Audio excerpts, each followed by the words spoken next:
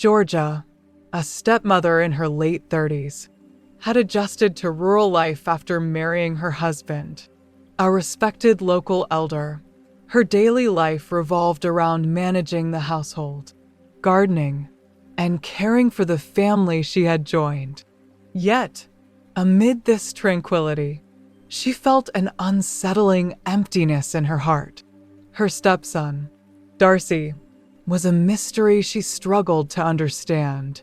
At 16, he was tall and brooding, often speaking only in brief phrases. His silence seemed intentional, like an impenetrable barrier keeping others away. Despite George's attempts to connect, sharing warm meals, casually asking about his day, or spending time together in the courtyard, none of her efforts seemed to bridge the chasm between them. Darcy would respond with a nod or a vague remark before retreating into his own thoughts, leaving Georgia perplexed about her failures in reaching him.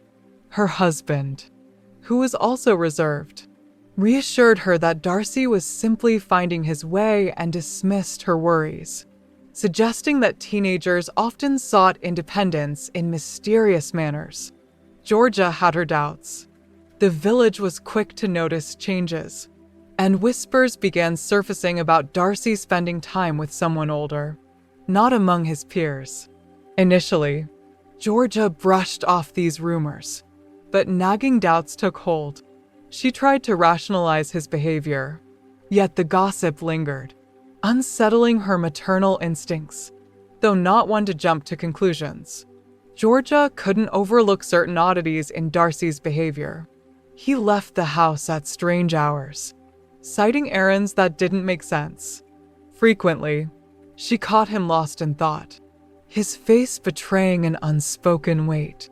The more she watched, the clearer it became that she barely knew the boy living under her roof. One evening, while sitting on the veranda and watching the sunset, Georgia made a commitment to learn the truth about Darcy, not just as her stepson, but as a young man grappling with issues she had yet to fully understand. Her worries intensified as Darcy's behavior became more erratic. He grew increasingly distant, barely acknowledging her and often avoiding eye contact. Small changes began to create a troubling picture, such as his clothes carrying an unfamiliar perfume and his frequent late returns home. His vague excuses and defensive attitude heightened Georgia's unease, even though she didn't want to pry too deeply. As she prepared dinner one evening, she overheard a partially heard conversation between Darcy and someone on the phone. His voice was low and hurried when she entered the room. He quickly ended the call and evaded her inquiries about the conversation. His defensiveness only heightened her suspicions, which she tried to keep concealed. The gossip in the village didn't subside either, hinting at a connection between Darcy and an older woman from outside their social circle. Initially skeptical, Georgia found the rumors increasingly plausible as Darcy's clandestine behavior escalated. She grappled with the decision of whether to confront him directly or to wait for clearer proof. One night, feeling the need to take action, she decided to follow him after he claimed he was visiting a friend. Sensing something was amiss, she trailed him discreetly, her heart racing as she navigated the quiet village paths. Eventually, he arrived at a secluded spot near the river, where she hid among the trees and watched as he met an older woman.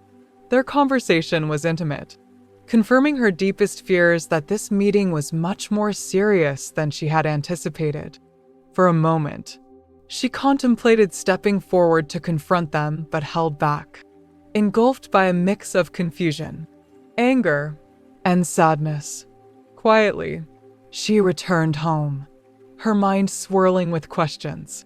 She felt unprepared to confront Darcy the following day. Georgia struggled to contain her emotions as she confronted Darcy. She chose her words with care, aiming to keep her anger from derailing the discussion. "Darcy," she said with a firm yet steady voice, "I followed you last night. I saw everything." His expression shifted to one of anger, leaving him momentarily speechless. Rather than show remorse, his eyes revealed defiance.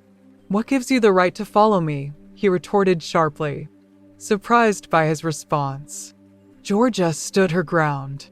"I had every right," she asserted. "You've been deceiving me, sneaking around, and endangering our family. What are you thinking?" Darcy's defensiveness turned into fury. "You don't understand me," he shouted, his voice escalating. "You've never tried to understand me. You're not even my real mother."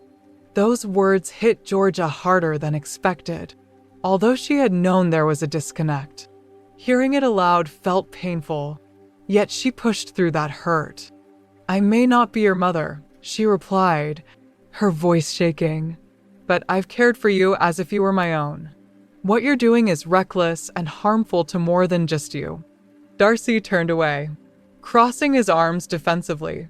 "You don't know what it's like," he muttered, "to feel like you don't belong, to feel like no one cares."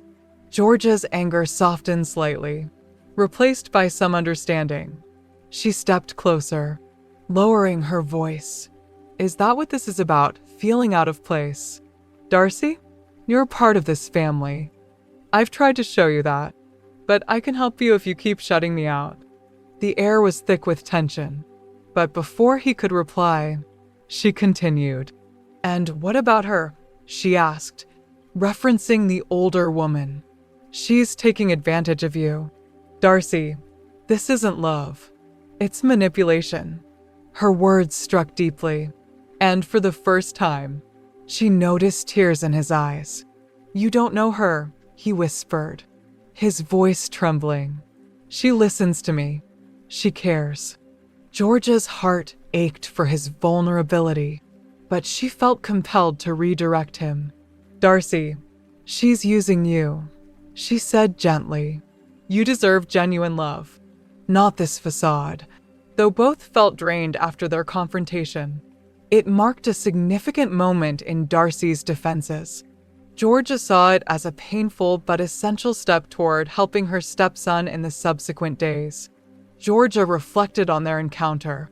Although her anger was justified, she recognized that Darcy's pain was more profound than his actions suggested. If she wished to truly assist him, she needed to approach him with understanding rather than just reprimand. With that realization, she aimed to engage in a more open dialogue. When she approached him again, Darcy appeared calmer but still cautious. Georgia softened her demeanor, speaking as someone who genuinely cared rather than as an authority figure. "Darcy, I'm not here to judge you," she began. "I simply want to understand what you're experiencing." Her words seemed to resonate with him, and for the first time, he opened up about his struggles. He talked about feeling abandoned after his mother's death, his issues with trust, and how the older woman had filled a void in his life. "She made me feel seen," he said quietly, his voice heavy with emotion. Georgia listened patiently, holding back her urge to interrupt. She understood that, while the relationship was wrong, it stemmed from his deep need for connection.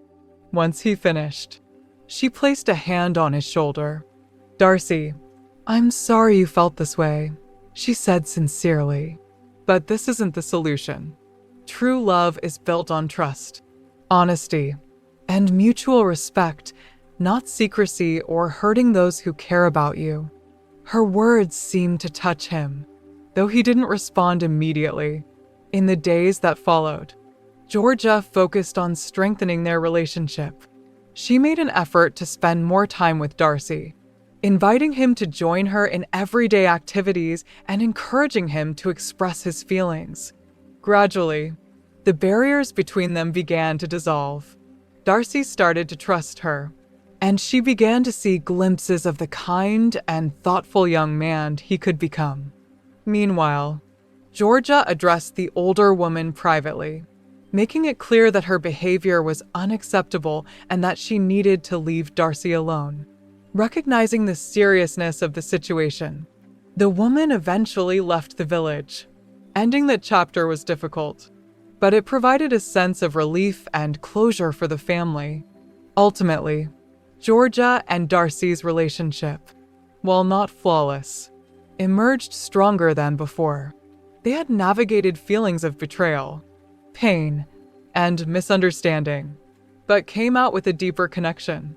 Georgia learned that love can withstand challenges, and Darcy began to realize he was part of a family that genuinely cared for him.